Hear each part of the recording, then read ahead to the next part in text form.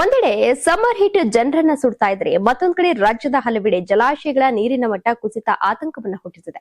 ಆದ್ರೆ ಇದೆಲ್ಲದರ ನಡುವೆ ಮೈಸೂರಿಗರಿಗೆ ಈಗ ಗುಡ್ ನ್ಯೂಸ್ ಸಿಕ್ಕಿದೆ. ಜೂನ್ ಅಂತ್ಯದವರೆಗೂ ಮಳೆ ಬರದೇ ಇದ್ರೂ ಮೈಸೂರಿನಲ್ಲಿ ಕುಡಿಯುವ ನೀರಿಗೆ ಯಾವುದೇ ರೀತಿ ಸಮಸ್ಯೆ ಆಗಲ್ಲ ಅಂತ ವಾಣಿ ವಿಲಾಸ ನೀರು ಸರಬರಾಜು ವಿಭಾಗದ ಅಧಿಕಾರಿಗಳು ಫುಲ್ ಕಾನ್ಫಿಡೆನ್ಸ್ ನಿಂದ ಹೇಳಿದ್ದಾರೆ.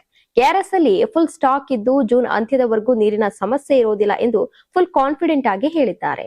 ಮೈಸೂರು ನಗರದ ಪ್ರಮುಖ ಲೈಫ್ ಲೈನ್ ಆಗಿರುವಂತಹ ಕೆಆರ್ಎಸ್ ಡ್ಯಾಂ ನಲ್ಲಿ ಈಗ 92.07 ಅಡಿ ನೀರು ಉಳಿದಿದೆ. ಅಂದ್ರೆ ಸುಮಾರು 20.70 ಟಿಎಂಸಿ ನೀರಿನ ಸ್ಟಾಕ್ ಲಭ್ಯವಿದೆ ಎಂದು ಅಂದಾಜಿಸಲಾಗಿದೆ.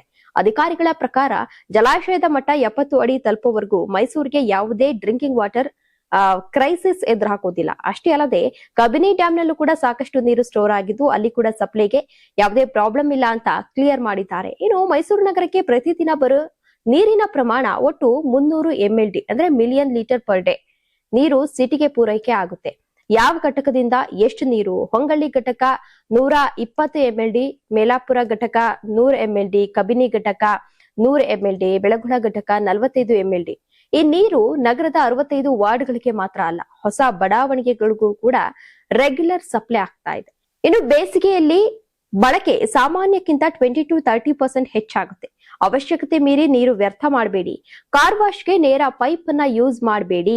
ಗಿಡಗಳಿಗೆ ಅತಿಯಾಗಿ ನೀರನ್ನ ಹರಿಸಬೇಡಿ ಎಂದು ಸಾರ್ವಜನಿಕರಿಗೆ ಮನವಿಯನ್ನ ಮಾಡಲಾಗಿದೆ. No water tension. 2 ಜಲಾಶಯಗಳಲ್ಲಿ ಸಾಕಷ್ಟು ಸ್ಟಾಕ್ ಇದ್ದು 4 ಘಟಕಗಳಿಂದ ಭರ್ಜರಿ ಸಪ್ಲೈ ದೊರೆತಾ ಇದೆ. ಹೀಗಾಗಿ ಸದ್ಯಕ್ಕೆ ಮೈಸೂರಿನಲ್ಲಿ ಜಲಕಂಟಕ ಇಲ್ಲ ಅನ್ನೋ ಸುದ್ದಿ ಜನರಿಗೆ ರಿಲೀಫ್ ಅನ್ನ ಕೊಟ್ಟಿದೆ. ನೀವು ಸಣ್ಣ ಆಗ್ಬೇಕಲ್ವಾ? ಅದು ಒಂದು ಉತ್ತಮ ಆಹಾರದಿಂದ ಸಣ್ಣ ಆಗ್ಬೇಕಲ್ವಾ? ಪ್ರತಿದಿನ ನಮ್ಮ ಜೀನಿ ಸ್ಲಿಮ್ ನ ಯೂಸ್ ಮಾಡಿ ಯಾವುದೇ ಸೈಡ್ ಎಫೆಕ್ಟ್ ಇಲ್ದಂಗೆ ನೀವು ಸಣ್ಣ ಆಗ್ತೀರಾ.